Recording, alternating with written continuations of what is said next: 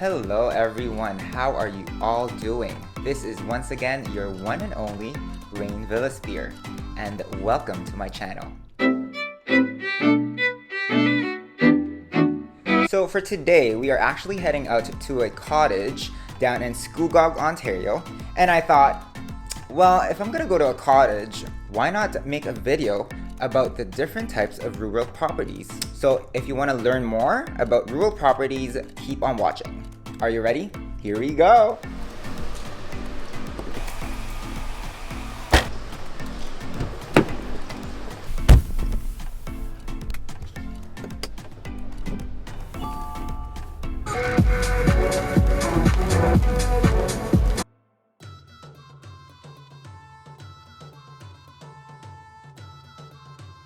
Ta-da!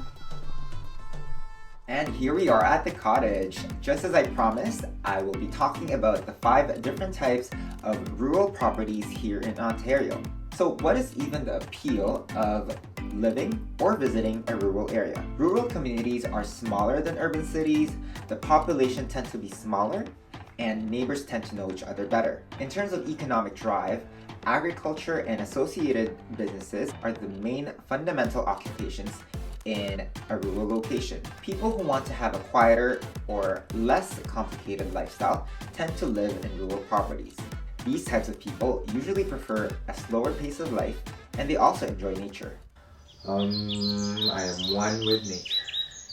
In some ways, a rural lifestyle results in lower cost of living, such as lower property taxes. However, this is offset by fewer services that the municipality can offer, and we will talk about that later further in this video. So your first type of rural property is called your year-round residential home. Our rural residential year-round homes typically appeal to owners who want a location that is quieter and have more distance between their neighbors. This results in a property size that is typically larger than an urban subdivision. A rural property may have a convenient location with a nearby city or town with paved roads, while other locations could be more remote and can only be accessed by gravel roads. Services and utilities available to a rural property can vary based on its location. So some of the questions that you should ask when looking for a year-round home should be the following. Is it serviced by private or public water and water systems? Is the home fully insulated for year-round home occupancy? Is the home heated by a central heating system, or are individual rooms or floors heated separately? Is it serviced by natural gas, oil, propane, or electricity? Is the hydro service capable of supplying the needs of the homeowner? Is the location quickly serviced by snow plowing? Is there internet service, cell reception, access to general health services, access to hospitals? Is the condition of any gravel road adequately maintained or graded? Is the municipal garbage pickup provided? If you have kids or planning to have kids, you might want to check out if your area is serviced by school buses. The second type of rural properties are called seasonal cottages.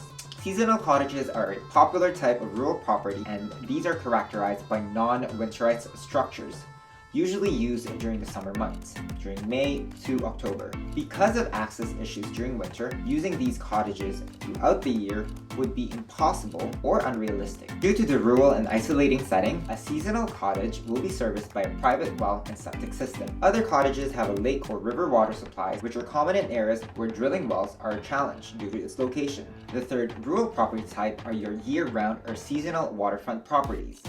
These properties are the most expensive and popular properties as they normally border a lake or a river. They usually have desirable features such as a dock or a boathouse.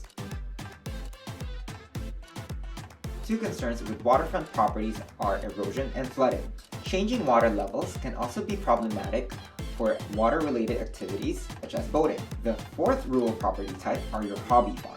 Hobby farms were originally purchased to extend a personal hobby such as raising animals or growing a limited number of crops, fruits, or vegetables. These days, hobby farms are quite simply a country home in disguise, and many become a second home away from the urban congestion. Last but not the least are your rural residential vacant lots.